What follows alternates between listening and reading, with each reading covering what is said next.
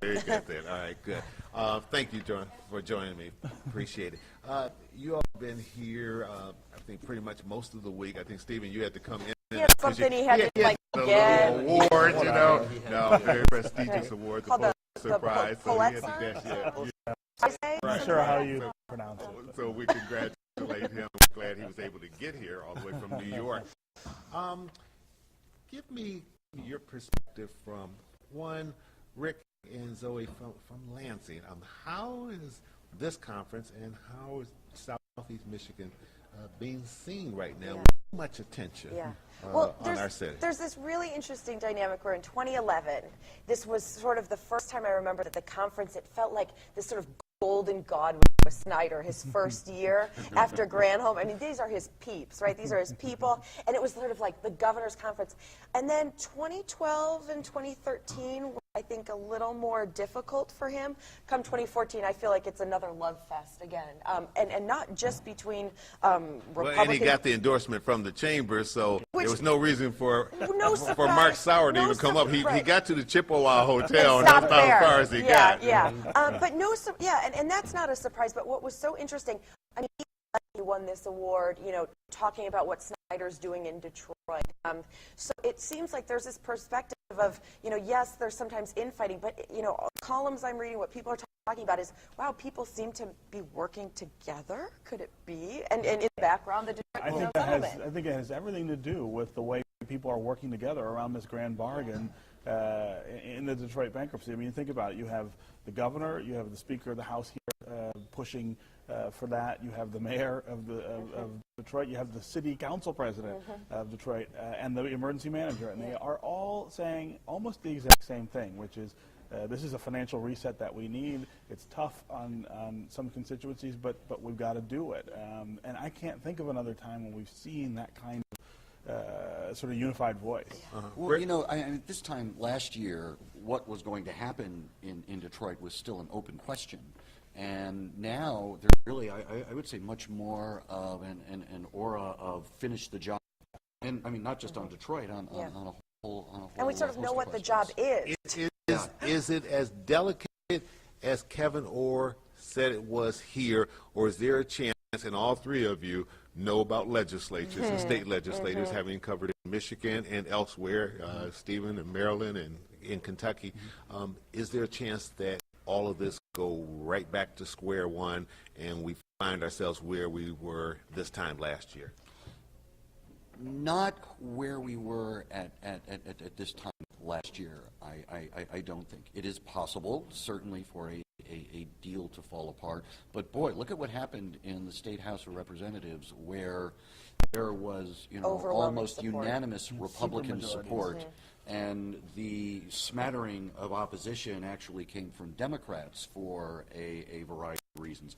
I don't think you're going to see the same sort of monolithic support in the state Senate where it is now, but it does, again, that it does seem to have almost taken on this aura of just get it done, and we're already talking about the things that are going to be happening next after Lansing is done with its part in the grand bargain. Stephen and then Zoe. I mean, I think things could fall apart, and you could have constituencies who just say no, and the pensioners in particular, I think, are a concern there. This is hard on some of them, and the idea of giving up, one of the things they have to give up here is their right to go and seek remedy through the courts to enforce the Constitution. And it was interesting, Kevin Orr, even when he came out from speaking in the theater and he joined the press conference, he made a point of saying, while he feels as though there's been misinformation, that it is their legal right to do what they're doing. So, you know, everybody can put their own spin, and they're fighting for their lives. I also know that in the House, where this is being litigated, there is tremendous apprehension about this bargain. I mean, think about who's doing it. You know, we're in such an unusual position where the judge, the chief judge of the court, who's an advisor to the bankruptcy, has constructed this deal that might save it. I know that he is very anxious about whether this can all hold together, and you've got all this foundation money on the table to go away if we can't do it. You've got commitments from the DIA to raise $100 million. All that could just disappear if you can't get these votes secured. I'm sorry. Go ahead, and then I'll get Zoe sure, in sure, here. yeah. No, I'm not going to let these guys overpower you, Zoe. No risk of that. You save us Kevin from Orr her. came here with a powerful message Yeah.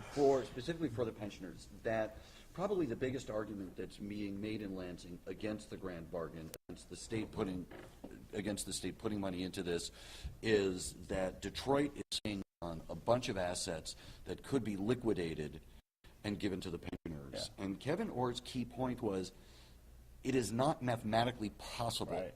for the pensioners' position to improve if that happens, because they then get lumped in with all of the other creditors. Yeah. And that's the mathematical reason, but as you mentioned, there's the emotional reason, and it doesn't always work to, it's not easy to work. But back to the legislative speak, I mean, I do think that the timing of this conference is very interesting, because you're not going to see more cheerleaders in one specific place with the ability to bend the ears of people before the Senate. And you saw senators walking around here. You saw meetings on the front porch, delegates talking to each other, working things out. So the timing, I think, is pretty amazing if you want to get this deal done, having this conference be before the Senate does this. All right, before I lose these three bright minds here, and time's our worst enemy, always, we're in an election year.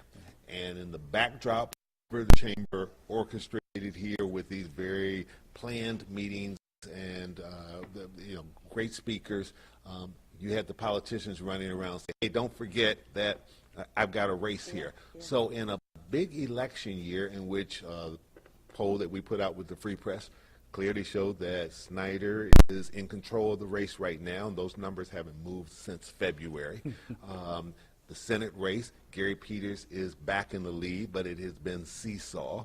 And Bill Schuette has been slipping a little bit, but it shows that he may be vulnerable to a candidate that a lot of people don't even know, and the Democrats may be headed for a fight within their own party as to who gets to run against Schuette. How does this play into everything that we've talked about from a business standpoint here? Putting it on me, huh? Yeah, why not? Why not? Oh, we're happy to jump in. We were trying to be polite. I mean, this is a very. Lon Johnson, he says he wants control of that house again. He does, and well, I mean, right now, going to I would say the hierarchy of races is the big fight is the U.S. Senate. That Michigan could help determine majority, so there are going to be a lot of parochial interests and a lot of national interests that are going to be focusing on that, followed by it'll either be the governor's race or the state House of Representatives, depending, I say, on where the Democrats decide where to put their the money best and organization. prospects are. Yeah. So that's sort of the hierarchy, and measuring all of that.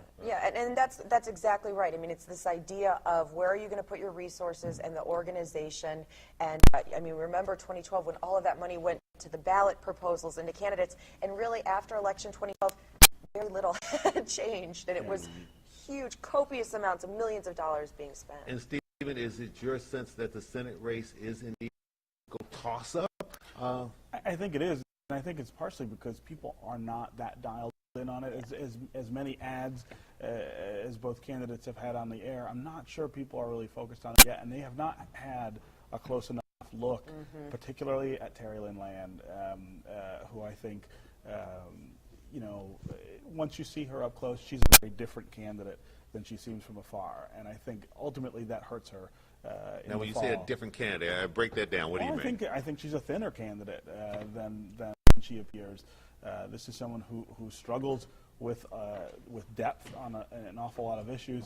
This is also someone who's not entirely comfortable managing the press, which we saw this week. Her encounter with reporters was really, really awkward and difficult for her. I think once you start seeing that in the fall, and once voters start seeing that, that's going to push people more toward. There is also an issue of geography that she's on the west side of the state, and Gary Peters' congressional district cuts through the area from Detroit to Oakland County. It cuts through the area where the voters live of who will decide this race. Yeah. Is Mark Schauer, the Democratic candidate for governor, is his campaign stuck in the mud here, and is Governor Snyder in a great position, even though he hasn't cracked 50% yet? He's awfully close to it.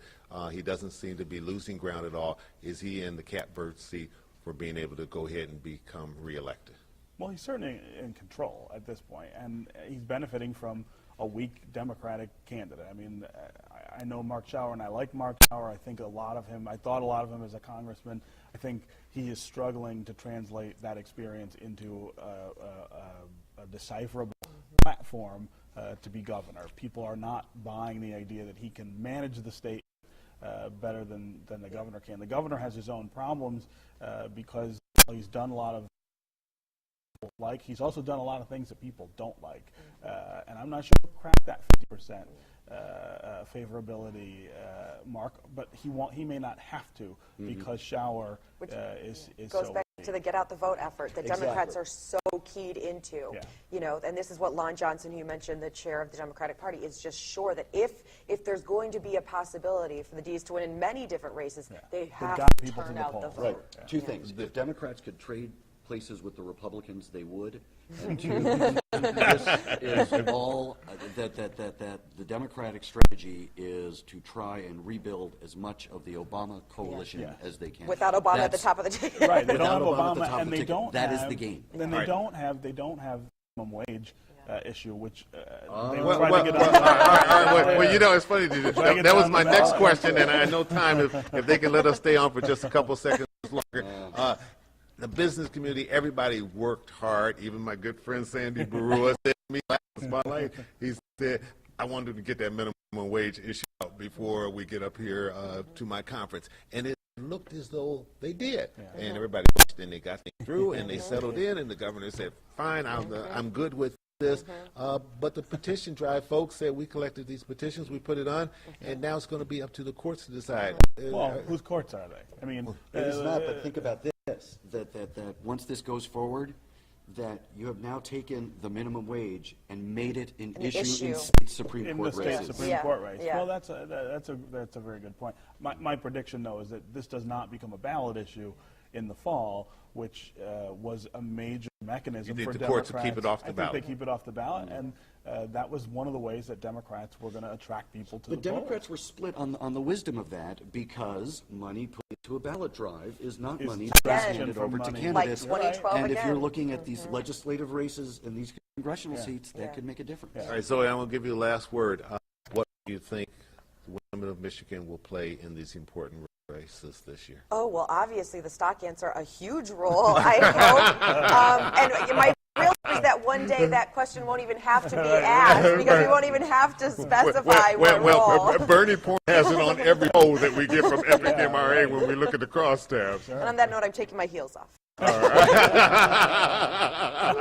All right, Stephen Clark, Detroit 2020 Insider. Stephen Clark. You know what? I'm sorry. Stephen, I apologize. Stephen Henderson. Now that Stephen I'm- Clark is our That's right. anchor. Now I'm working with you guys. We've got to come up with a distinguished. They look absolutely nothing alike. Stephen Henderson, editorial page editor of the Detroit Free Press, Channel 7 Detroit 2020 Insider, Zoe Clark of Michigan Public Radio, and Rick Pluta of Michigan Public Radio. I'm Chuck Stokes from the Grand Hotel on Mackinac Island. We thank you for joining us. Have a good day.